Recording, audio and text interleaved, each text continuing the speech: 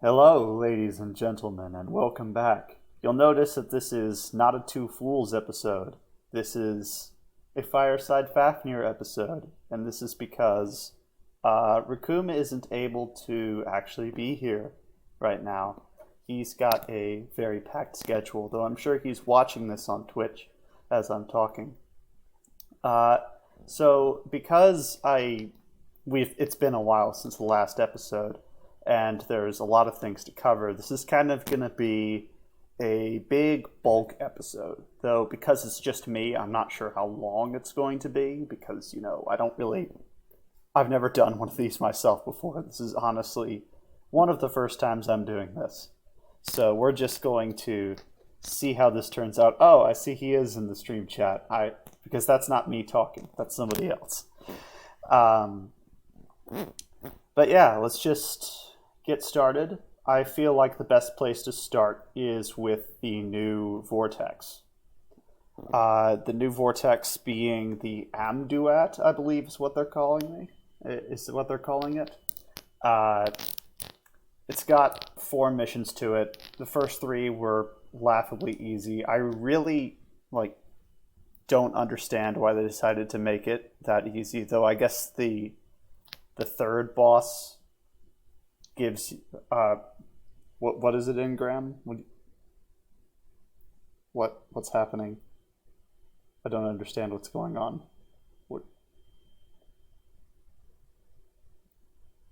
I need to do a fun. I've stopped the stream for what is happening right now. You've completely broken off my groove. I honestly forgot where I. Oh right, Amduat. The the third dungeon has you fight off against not Asus, who basically just wants you to use UBBs.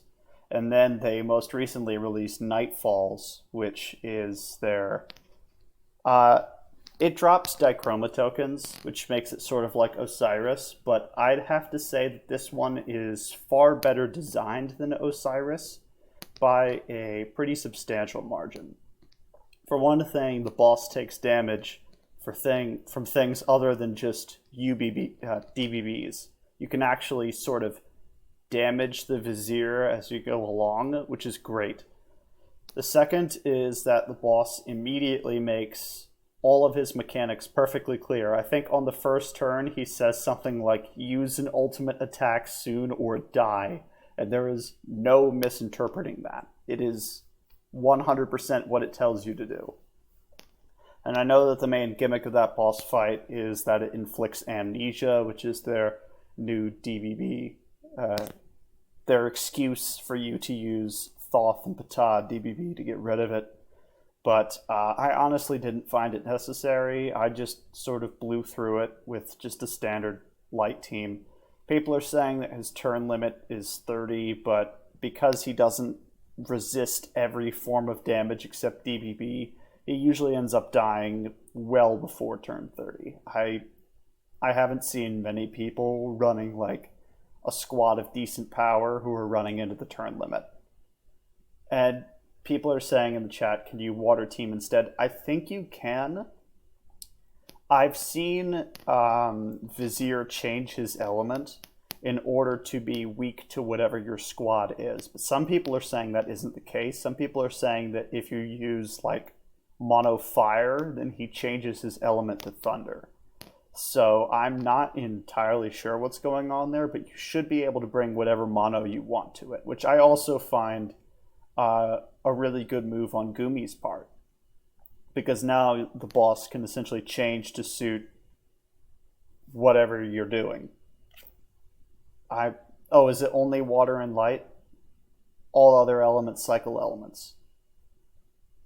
And yeah, if you use rainbow, he rotates. So it's just water and light then? I've only ever done light against him, so I honestly didn't know. Okay. So it's just water and light. The fact that there's more than one option is already much better than it was against like Osiris, where you essentially a fire DBB was your option. Now you get to choose between 2 elements. It would have been great if you had been able to choose between all of the elements, but I guess that wasn't entirely possible. Um, I will say, and I know that this is going to result in Gumi immediately removing the Dichroma tokens from this dungeon. Vizier is actually pretty easy, even with Amnesia. It's pretty easy to know exactly what he's going to do. As long as you're paying attention, you can win in, I think, less than 10 minutes was my fastest clear. I probably could have done 5 if I had been like super quick about it, but it's super fast. It nearly always drops the item, and it drops 35 Dichroma tokens, which gives me another reason to never ever deal with Fury.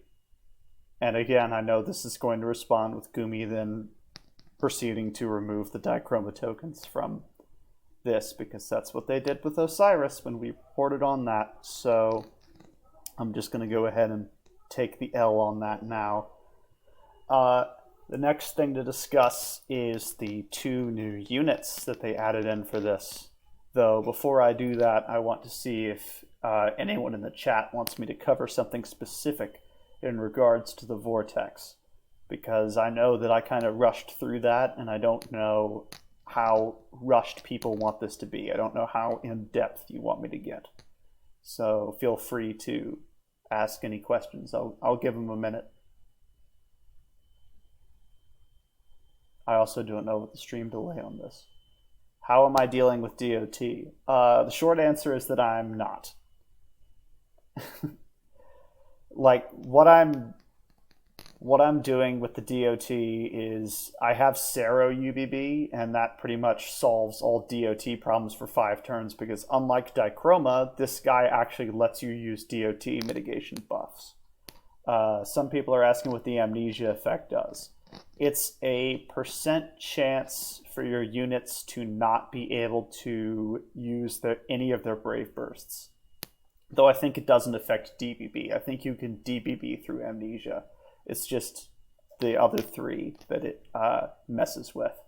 And it's not a 100% chance, but it's like a 30 to 40% chance. I feel like it's 40%. If someone has like the exact data, feel free to correct me, but I feel like it's 40% chance to just not be able to do that. It's not too bad. I didn't find it activating too frequently, and it definitely didn't activate frequently enough for me to feel like I needed to use Ptah and Thoth DBB to solve that problem. It was just sort of there, if that makes any sense. I don't know if any of that made sense. Does anyone have anything else? I know that if you're running water, it's probably easier to deal with the DOT than it is for light, because light, pretty much regardless of what it does, is going to take elemental weakness damage from the DOT. But water will not. Water will actually resist the DOT against it, which means that theoretically it should take less damage unless the boss is doing something weird and throwing the thunder DOT at you, which would just be unpleasant. I haven't tested with water, so I can't say that definitively. If nobody else has any questions, I suppose we can move on to units. So the first unit they released was Ptah, who I think I'm pronouncing his name correctly. I'm not actually sure. But after multiple attempts to try and figure out what the actual pronunciation of this is, I've just decided to call him Ptah. Some people are saying to call him Ta. Is it just Ta? All right, I'm going to call him Ta, and we're going to see. All right, so it's just Ta. Thank you, X-Oprimal. All right, then. So Ta's pretty strong. I think that he's meant to be a side grade to Qtong, but the issue that he runs into is that while he succeeds at that, the place where he differs is with his UBB, which it does not have the overdrive fill that Qtong does. And while that doesn't seem significant at first glance, because Ta does offer more than Qtong in the BB and SBB department, the lack of the 50% overdrive fill from UBB actually significantly limits you in your UBB spam strategies for light. And although that doesn't really make a difference in most content, because light kind of has a bunch of overdrive fill anyway, in dichroma that makes a world of difference, because dichroma runs on looping, and you can't loop with this thing.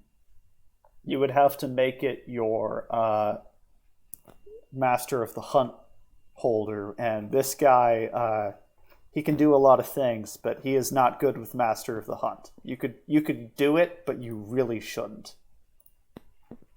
I think I've said pretty much all I wanted to say about this. He has a lot of elemental weakness damage and a lot of crit damage, and both of those are already covered in spades by light.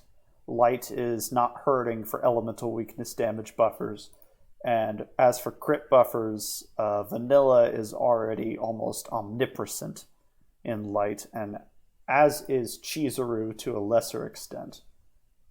So I don't think that anyone's necessarily hurting for crit damage, even though light elemental damage might always be good. All in all, I think we can safely say that Ta is the weaker of these two in terms of their viability. Some people are saying that he opens up 0 BC memes for male Vortex Arena with his extra skill. I'll make the counter argument that Aubrey already did that, though granted Ta is significantly better than Aubrey.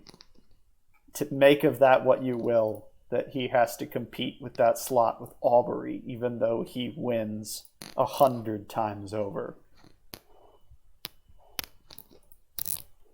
I guess with that, we can move on to Thoth. Thoth holds the Scroll of Truth, I think. I'm not actually sure. People are saying that Thoth is the better of the two, and I'd be inclined to completely agree, because Thoth is incredible. She is pretty much a straight upgrade to Sovenar in pretty much every way. With a leader skill that packs the first triple multiplicative damage bonus since Arumat. This leader skill actually does rival Arumat to a substantial degree, to the point where I don't think that Water is going to need to run Arumat for this Frontier Hunter. I think that this is going to do just fine.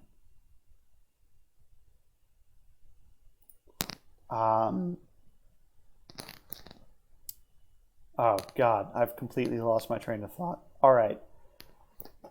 The rest of her kit, really strong for nuking. She's giving all 3 of crit, elemental weakness damage, and spark.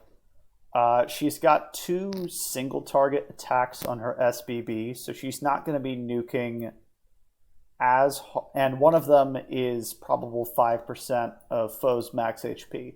So it's safe to say that in some scenarios she will not nuke as hard as something like Charlie, nor will she hit all enemies with 2 AoEs like Charlie can.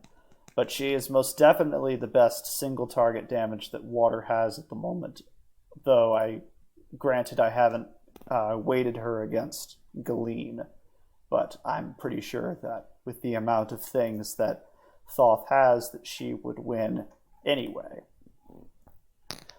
Her extra skill gives her a bunch of BB gauge reduction when either Word of Atham or Kune of Atham is equipped. And I don't see a lot of people talking about this, because what this essentially does is it turns Word of Atham and Kune of Atham into Ortis when it is on her. And that is ridiculous. Ortis has an extremely powerful effect of 30% BC cost reduction, and now this unit can just get it twice.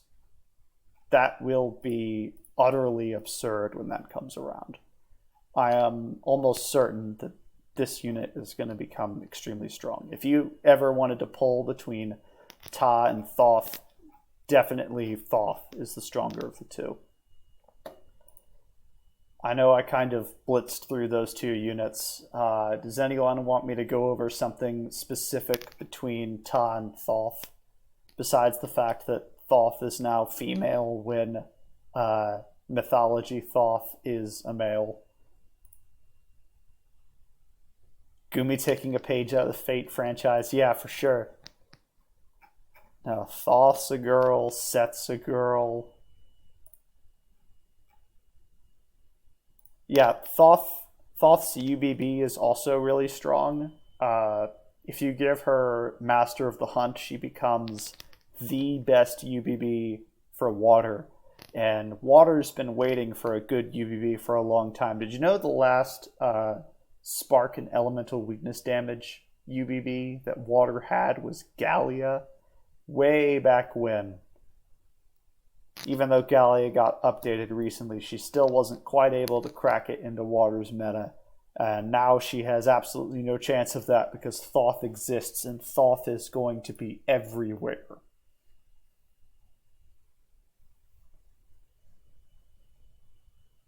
Yeah. Set's new incarnation is a little bit strange for this lore. I like how she's holding an Umbreon, though. No one's been able to convince me that isn't an Umbreon. It's just an Umbreon. I'm reading through her SP, and it's pretty much all just more nuke or more damage reduction so you can stay alive while you nuke. There isn't really much to discuss there. I'll briefly touch on their DBB. This is an extremely strong DBB. Thoth is bringing pretty much every offensive buff other than Recast, and Ta's bringing most defensive buffs. I'd say that this DBB is really strong. Their elemental synergy is Mist, which is chance to purge and negate amnesia effect, which is... right now, we don't have anything that requires this. Vizier's amnesia is not strong enough to require this. But I think that just for the DBB effects alone, that this is worthwhile. I think it will be most worthwhile for, like... Now that I think about it, I can't really think of a situation in which water would ever use this. And in the case of light, I can't think of a situation in which light would gain anything substantial from using this. Both because light's UBBs tend to be a mix of offense and mitigation anyway, and because you'd have to run Ta, which light in Dichroma, the content where it most frequently DBBs, doesn't really need this. So I'm going to retract my previous statement. I think this DBB is hindered from a lack of places in which to use it. And you can quote me on that. I suppose the next thing I can cover is Thoth's Scroll of Truth. The Scroll of Truth says that Gildraid is returning. It's finally back. Scroll of Truth also says that because it is still recycled from Alim's old raid code, and because Gumi's developer diaries have not shown that they're going to make any substantial edits to this, it's just going to be a test of whether or not they can run the system for this casual guild raid. It's probably going to be buggy. That's just how this works out. It's going to be buggy. It's going to be really buggy. Because this is the first time that the server has had to handle this load in quite a few months. It's going to take them a while to get into the swing of things. Now, hopefully, the hope is that they use this as a learning experience, and then they release a competitive Water and Earth season so that we can get the missing sphere. But I don't know if they're going to do that. The last time that we hoped that that would happen, they shut down Guild Raid for a good 8 months. So I'm not particularly hopeful that this will be a bug-free season. But I am hopeful that whatever this is, that it gives guilds the opportunity to do something together again, which is something that the game has sorely lacked. Running Rift reruns for the third time does not constitute guild content to me. That is a band-aid over a gaping wound. And with this, they're finally at least attempting to take steps to fix that. And some people are saying, how are they going to do DBB? My question is, how are we going to get to the point where we could DBB against one of these Guardians? They would have to buff them significantly to have us DBB against them. They would die long before that point. Also, you're going to use shit damage to try and get to DBB. Are your teammates also going to do shit damage? Like, that's the thing, is that I have no doubt that you could potentially, like, rig your team to not do good damage outside of DBB. But the rest of your guild, that's my question. Could you ever stop them from... Oh, I guess if your guild has, like, fully committed to, we're going to test this, then it could work. Yeah, I mean, if they'll let you test the point values for DBBs, go for it. I know most guilds, especially if they're taking this semi-seriously, are going to try and get as many points as possible. So they'll probably, if they're going to do that test at all, they're going to do it like the first fight, and then they're going to run whatever works for the future ones. Yeah, might as well experiment. I mean, go for it. I think that I'm probably going to end up running a squad that is too powerful to DBB anyway. Not out of any sort of desire to not test, but simply because I want to bring the best squad I can. And we'll see how that turns out. I don't really have anything more to say on the Guild Raid topic. And I believe that covers everything on the itinerary. So does anyone have any questions before you stop the stream? I hope I didn't make this too boring for you all. I hope I managed to at least somewhat provide some entertainment. Opinions on lore. Set has an Umbreon and I want to pet the Umbreon. Can Set be the Dark unit we want? God, I hope so. Dark desperately needs a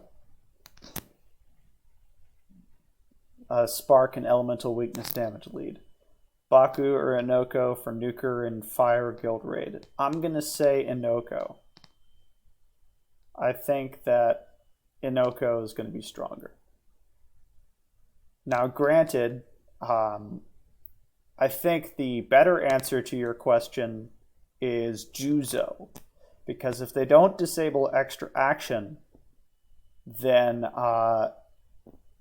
you're going to absolutely beat the crap out of the Earth Guardian 100% of the time. Because Juzo is insane. Juzo's mainly chance, but even chance is better than no chance at all.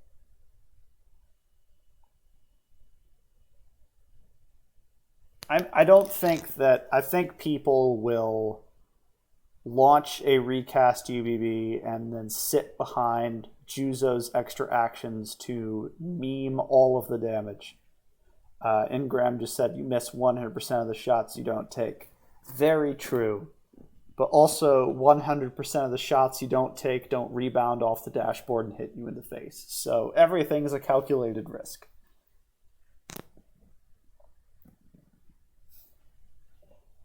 I never know how to end these. I don't really know what to do other than to thank you all for watching. Again, I hope this wasn't too boring for you, and I'm sorry that Raccoon could not be here to record this. Someone's asking me NPC art design opinions real quick. Thoth is basically wearing a swimsuit. Ta looks like he's wearing priest's robes. I didn't get to see much of Set because I was focused on the Umbreon.